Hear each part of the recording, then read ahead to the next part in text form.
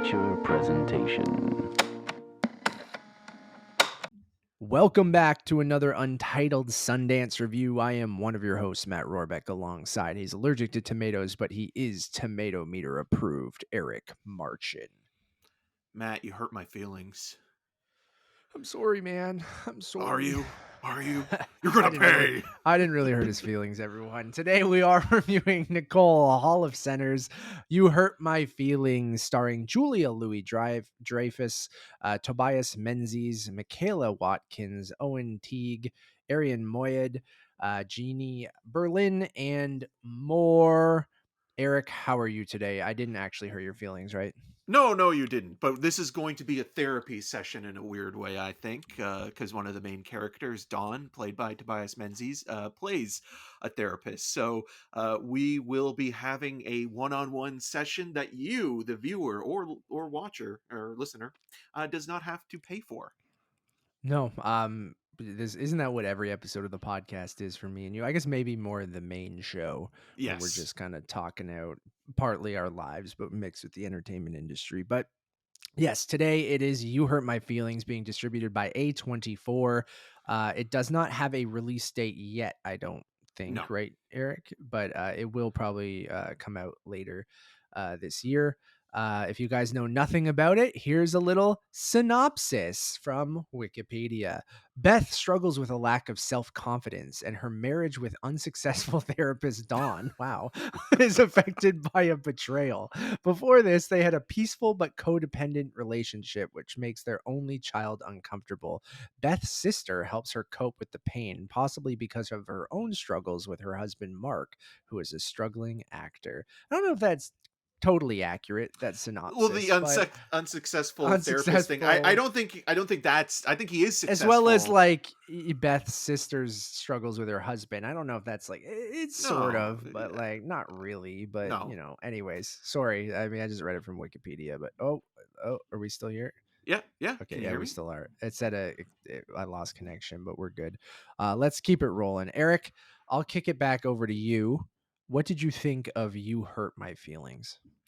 A charming comedy full of sensitive observations, Matt. I think it's one of those films that kind of hits that perfect middle ground. It's a movie for grown-ups, and it's very rare that you get something like this, amidst, blockbuster adaptations of comic book movies or, big kind of spectacle films. Like, this is that kind of movie that would perfectly kind of work within the mid-tier range in, the 1980s or early 90s, and people would go to and kind of build a nice word of mouth.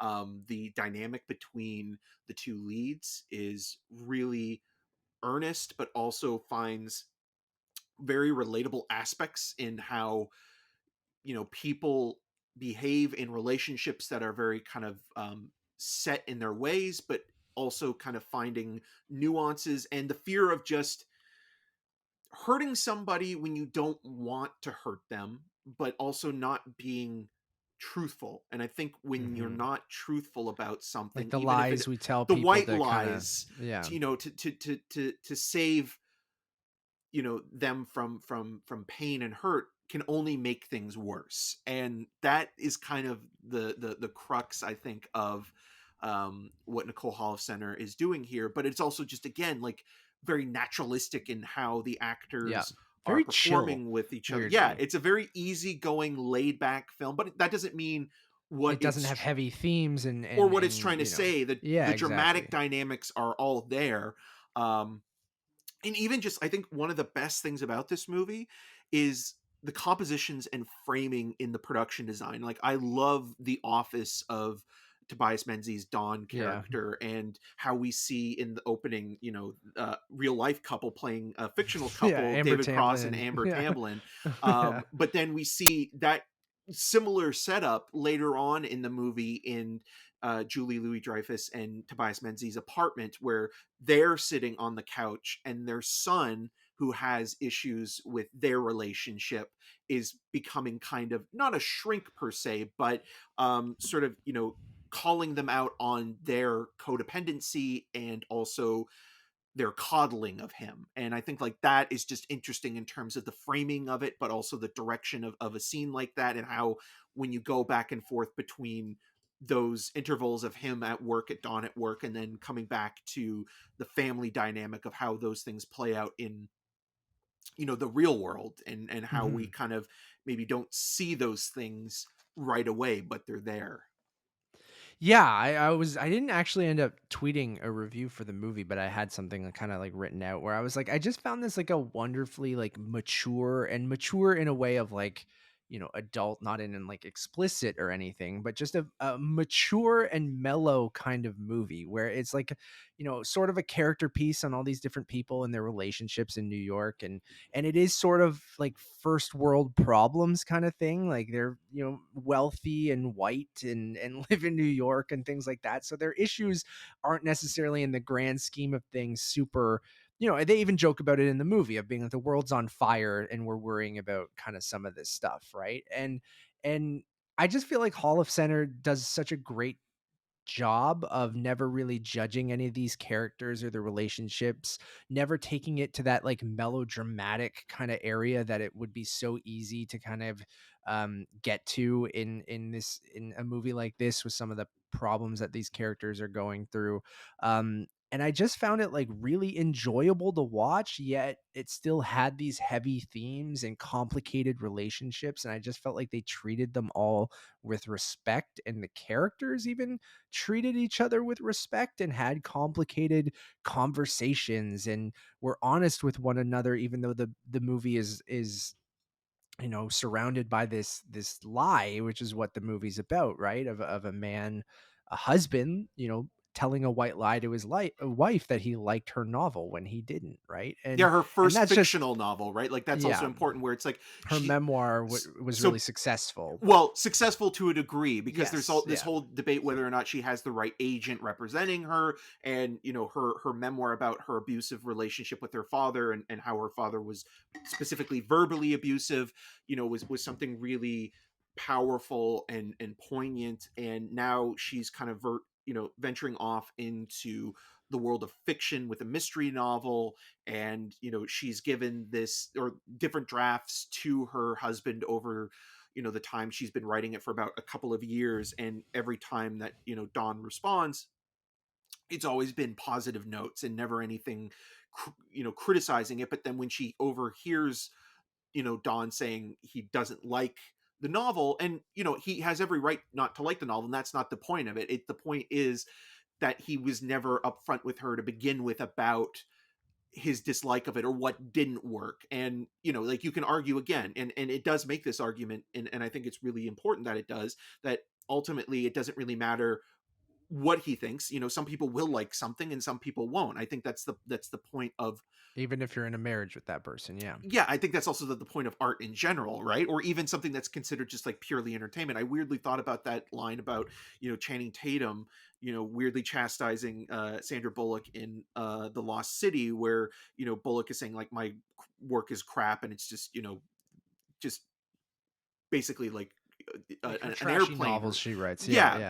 but then Tatum's character is like, no, though this actually makes people happy and success, And like that you this. can't take that away, Yeah, and right? that's a Like, yeah. success in its own right, and that's kind of what is kind of being said there a little bit with the novel, where like, just because someone doesn't like it doesn't mean necessarily that it's bad. It's just that everybody has an opinion on something. But when you're that close to somebody, you shouldn't be afraid to be honest with them, and then you're only making a conflict worse, because it grows over time, and the longer you keep that within you, the pressure of eventually that coming out in one way or another will cause a rift Be worse between. than you saying right up front that you Yeah, didn't enjoy something, right? Especially when someone cares about another person's opinion, right? You might not want to hurt their feelings, but your approval is important to the other person, or your opinions and thoughts and contributions are important to the other person. And those were the type of like really adult and complicated, but like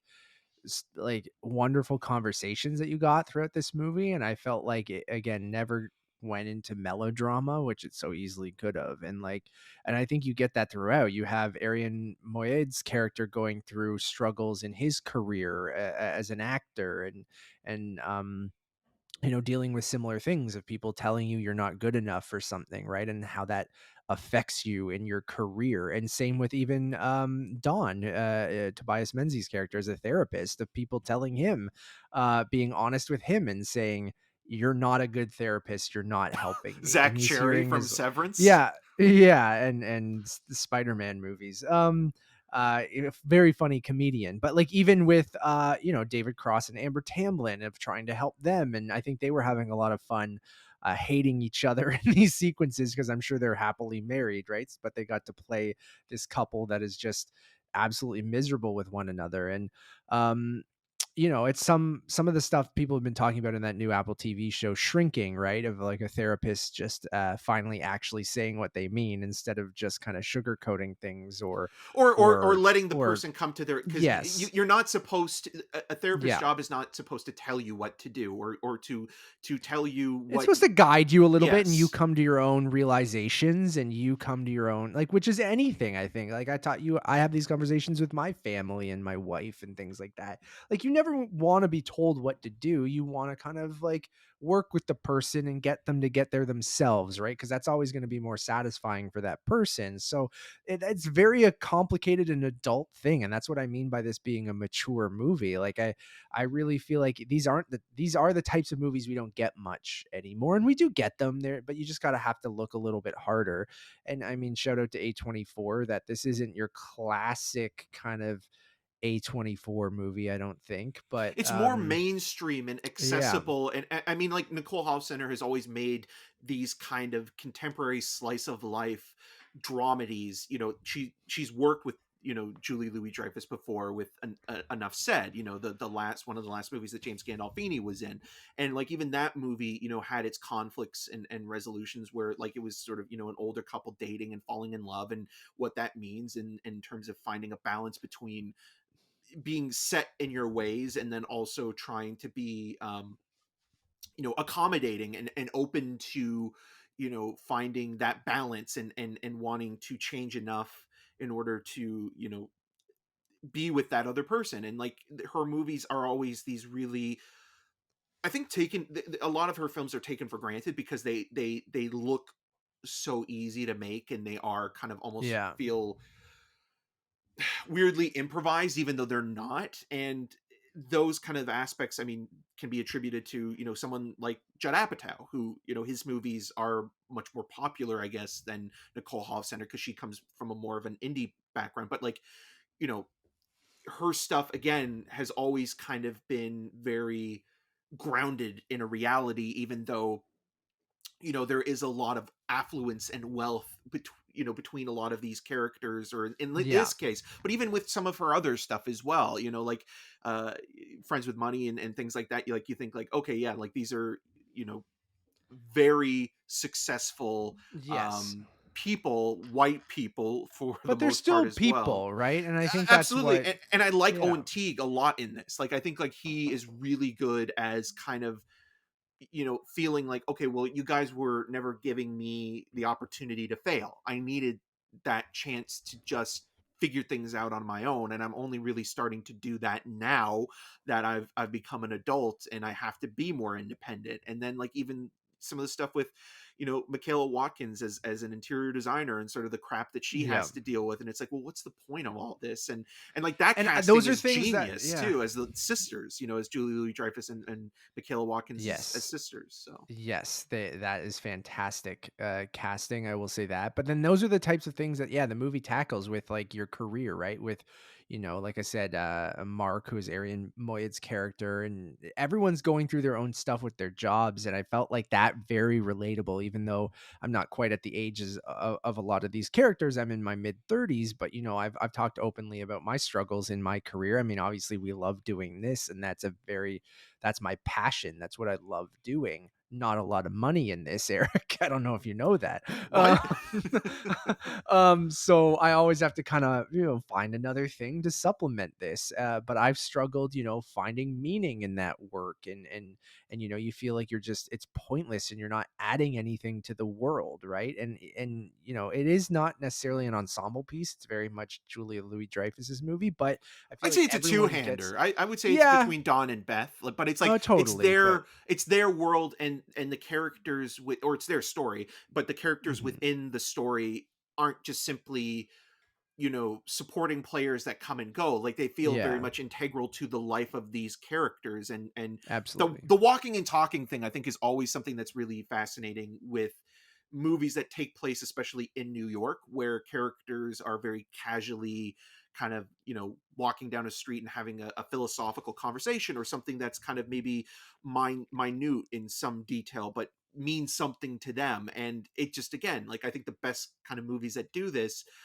feel as though they just set up a camera and started shooting, but obviously that is Yeah, not the case because there is so much work that goes into the writing and the rehearsing of a scene like that and just the timing of it. And those things can easily be taken for granted in the way that this kind of movie, I think, always is. Yeah. yeah, and I think that's why it's so well done, is because we're not getting a lot of them anymore. Yep. I totally agree. Really like 93 minutes. As much as it accomplishes in that runtime, fantastic. Mwah, chef's kiss. But it looks great. The performances are great. I think it's a very mature movie that anyone, our age and above will really kind of enjoy. So I definitely highly suggest it whenever it comes out.